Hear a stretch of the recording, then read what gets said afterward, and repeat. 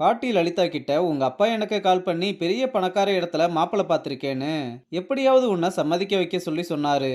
நானும் இதுக்கு மேல எதையும் மறைக்க முடியாதுன்னு நீயும் முரளியும் லவ் பண்றீங்கன்னு கூடிய சீக்கிரமே கல்யாணம் பண்ணிக்க போறீங்கன்ற விஷயத்தையும் சொல்லிட்டேன்.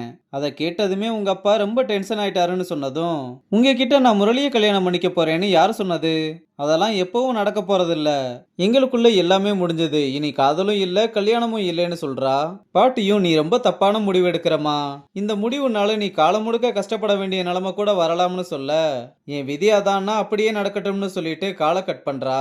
அங்க கட் பண்ணா ஐராவோட பொண்டாட்டி அன்போட சாப்பாடு பரிமாற, அப்ப சிண்டிகேட் ஆளுங்கெல்லாம் வந்ததும் வாங்கனே வந்து சாப்பிடுங்கன்னு சொல்ல, எங்களை சாப்பிடுற அளவுக்கு வச்சிருக்க, கோர்ட்டு சரக்க சீல் வைக்கிற அளவுக்கு போயிருச்சு.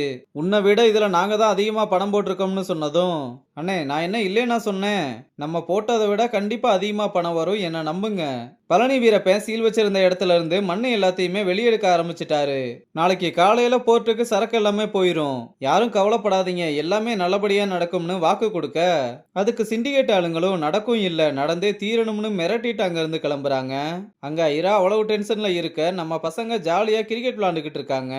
அப்ப பழனி வீரப்பன் லாரியில லோடு எடுத்துட்டு வந்துகிட்டு இருக்கும்போது போலீஸ் இருக்கதை பார்த்ததும் வேகமா இறங்கி தப்பிச்சு போயிடலாம்னு பார்த்தா, குறுக்க முரளி வந்து லாக் பண்ணி கிழவன அலைக்கா தூக்கி ஜீப்ல ஏத்தி ஸ்டேஷனுக்கு கொண்டு வந்து ஜட்டியோட உட்கார வச்சு அடி வெளுவெளுன்னு வெளுத்தாலும் ஒரு வார்த்தை கூட பேச மாட்டான்.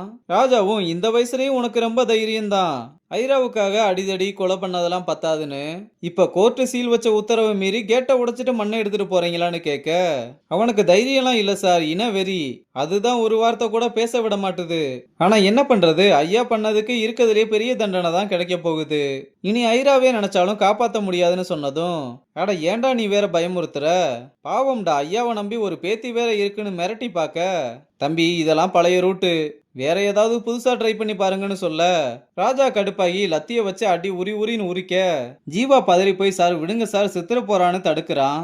பழனி வீரப்பனும் அதுக்கெல்லாம் அசராம எப்படியும் என் உசுறு போக தான் போகுது, அது என் இனத்துக்காக போகட்டும், நீங்க என்ன பண்ணாலும் என் வாயில இருந்து ஒரு வார்த்தை கூட வராதுன்னு சொல்றான்.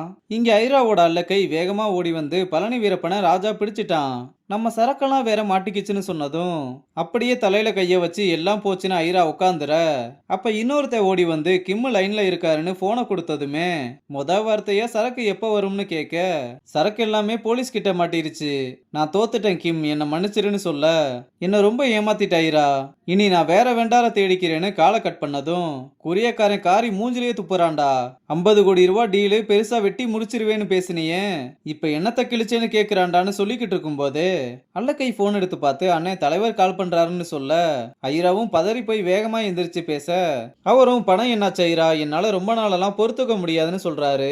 ஐராவும் இப்போதைக்கு சமாளிக்கிறதுக்காக, தலைவரே ஒரு இடத்துல இருந்து பணம் வர வேண்டியது தள்ளி போயிருச்சு, எனக்காக ஒரு வாரம் மட்டும் பொறுத்துக்கோங்கன்னு கெஞ்சி கேட்க, இதுதான் கடைசி ஐரா, இன்னும் ஒரு வாரத்துல பணம் மட்டும் வரலைன்னா எம்எல்ஏ சீட்டை மறந்துடுன்னு சொல்லிட்டு போனை வைக்க, மண்டையை போட்டு நல்லா குழப்பிட்டு ஜெயில இருக்க மச்சானுக்கு மனுவை போட்டு போய் பாருங்க, ருத்ராவை கான்டாக்ட் பண்ணி ஆர்டர் எடுக்க சொல்லுங்கன்னு சொன்னதும் பொண்டாட்டி வேகமா ஓடி வந்து, வேணாம் மாமா அவ்வளவு ரிஸ்க் எல்லாம் எடுக்க வேணாம்னு பொண்டாட்டி கூட சேர்ந்து அல்லக்கைங்களும் சொல்லிக்கிட்டு இருக்காங்க.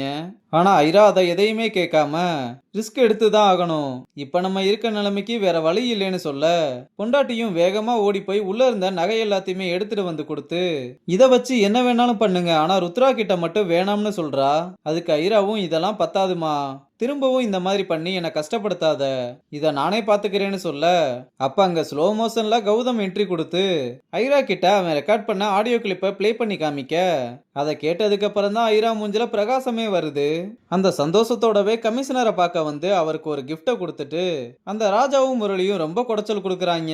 அவங்க மட்டும் உங்ககிட்ட வசமா சிக்குனா என்ன பண்ணுவீங்கன்னு கேட்க, அவங்கள ஃபர்ஸ்ட் டிபார்ட்மெண்ட்டை விட்டு அசிங்கப்படுத்தி வெளியே அனுப்பணும், அதுவும் அந்த முரளி பையன் கெட்ட கேட்டுக்கு ஏன் பொண்ணை லவ் பண்றான், என்னைக்கா இருந்தாலும் அவன் முடிவு என் கையில தான் சொல்ல, உங்க கையில இல்ல சார் என் கையில இருக்குன்னு மொபைலை எடுத்து ஆடியோவை பிளே பண்ண, எல்லாத்தையுமே கேட்டுட்டு எவ்வளவு பெரிய கிரிமினல் வேலை பார்த்திருக்காங்க, இவனுங்களை சும்மாவே விடக்கூடாது, இதை வச்சு அந்த எச்ச பையன் முரளியை முடிச்சு விட்டுறேன்னு சொல்ல, முரளியை மட்டும் இல்ல சார் ராஜாவையும் சேர்த்து முடிச்சு விடணும்னு ரெண்டு பேருமே வில்லன் சிரிப்பை போடுறதோட இந்த எபிசோட முடிச்சிருக்காங்க.